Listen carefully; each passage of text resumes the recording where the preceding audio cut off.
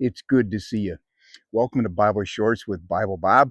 And today's episode is going to be a little bit more of a heavy one, but there's some things in the Bible that they kind of defy logic, but until you tear them apart, what happened back then is still happening today.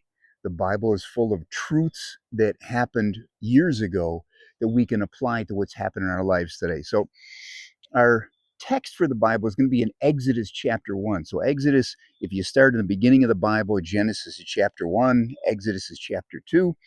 And Exodus, the name of it is kind of like when there was an exodus from Egypt.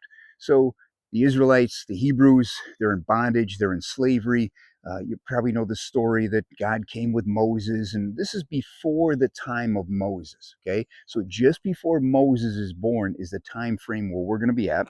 And let me read to you, starting in Exodus chapter 1 here.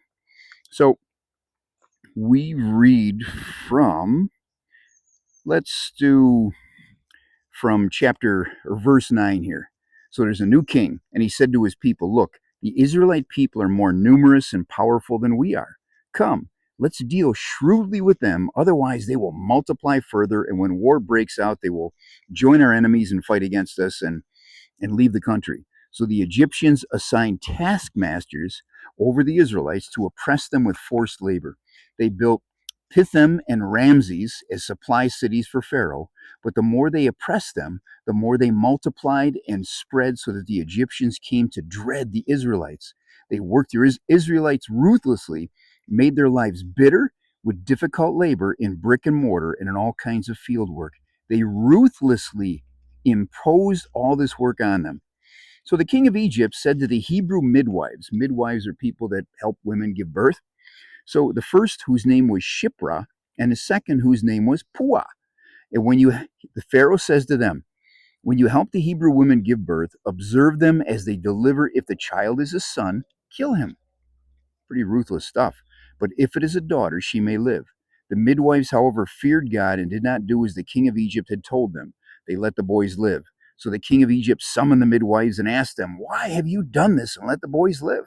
The midwives said to Pharaoh, "The Hebrew women are not like the Egyptian women, for they are vigorous and give birth before the midwife can get to them." So God was good to the midwives and multiplied the people and gave them families. But what happens next is kind of like the sadder part. And became very numerous, the people did. The midwives feared God and he gave them families. Pharaoh then commanded all his people, "You must throw every son born to the Hebrews into the Nile, but let every daughter live." So behind me is a creek. It could look kind of like a river. In our last episode, we talked about the Jordan River. And this river here, you really, in the King James, you're not going to find the word Nile in the Bible. It's more like the word is oh, what is the actual word here? Look in the King James here. It's actually it's Sihor, Sihor, means like dark, muddy waters. And the word Egypt in Hebrew came to be known as a place of bondage or two straits, and it was just a bad place. Pharaoh, the name actually means the kingdom or the big city or the whole thing. So Pharaoh came to be known as what he possessed. And when you look at Shipra and Puah, Shipra meant beauty, Puah meant splendor. And so when you look at all these things together, so you got to figure that there were, I don't know, probably millions of Israelites because they were multiplying. And we know that over a million came across, in when they finally got free. So they multiplied. So Shipra and Puah were told, kill baby boys, but they didn't do it. They feared God more than they feared Pharaoh. Because if you didn't do what Pharaoh told you to do, he'd probably throw you in a river. And I think there's crocodiles and whatever. You're going to die. One way or the other, he's going to kill you if you don't do what Pharaoh tells you to do. So Shipra and Puah, they respect and fear and love God more than man.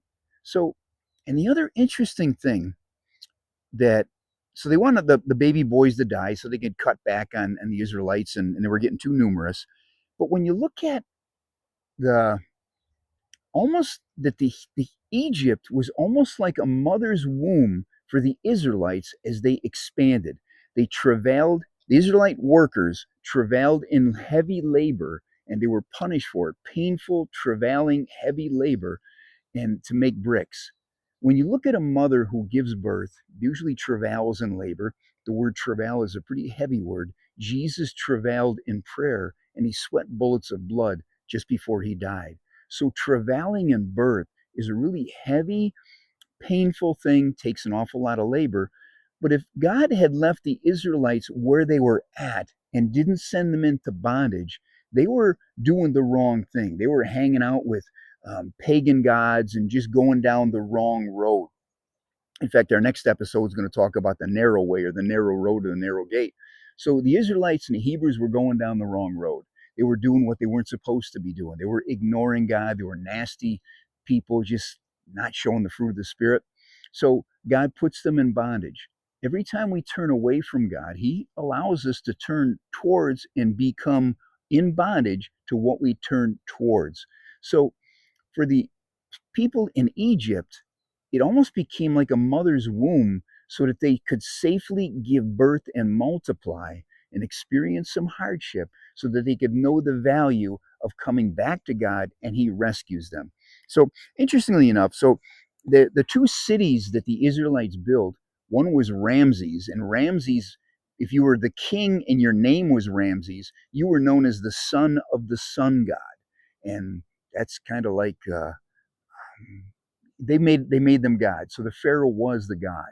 So, and what happened was when you actually look at um, Israel, the name means God prevails, and Hebrew means one from beyond, one from the other side. It was kind of interesting. We used to talk about when we were kids, if somebody was from the other side of the tracks, they were like, I don't know, just from a poor place. They were different in different cities, whether I was in Buffalo or Lackawanna. If you were on the other side of the tracks or the other side of the bridge, you were from beyond what was acceptable. And so the Hebrews were beyond. They weren't respected by the Egyptians. It was like a racial thing, a cultural thing. They looked at them as if they were dirt. But the other interesting thing, when you look at Israel, the name Israel, God prevails. So God often takes things and makes the bad things happen and then allows people to do their own way. And then he prevails and shows them a better way. So let me wrap this up with the way God took care of his people, that he eventually allows them to leave. And the name Moses means to draw out. So when Moses was born, his mom and his sister put him in a basket, put him in the river, and he floats, and Pharaoh's daughter comes and finds him. So that's how Moses is born. That's how he's drawn. He's drawn out. I'm going to finish on this. Yesterday in school, I teach 7th and 8th grade debate, public speaking, and writing. And we talked about the debate that we had was, should a student who bullies another student be held liable in a court of law? In other words, should they be arrested? Should they have the police come and get them if they're bullying? And almost all the kids said yes, they should. And the one girl kind of hit the nail on the head. They all did. But the one girl said that if we allow it to happen, it becomes normal to bully people. Throwing babies in the river during way back in the time that we're talking with the Israelites were in bondage to Egypt, it became normal. In today's day and age, it is normal that if you don't want a baby, you can go get an abortion. It's really the same thing. We talked about being in the river, and Jesus was in the river, and Jesus rose up. A baby's supposed to be safely in the river of the waters of its mother's womb before it's drawn out of those waters and starts a new life. So all babies deserve that. So we be careful what you normalize, be careful what you allow to happen, and take a stand. Ask God, what do you want to take a stand for? So anyway, that's all we got for today. Take a stand, especially for babies. They're 100% of the future. So thanks for your time. Jesus loves you. So do we. Go do something nice for somebody. See ya.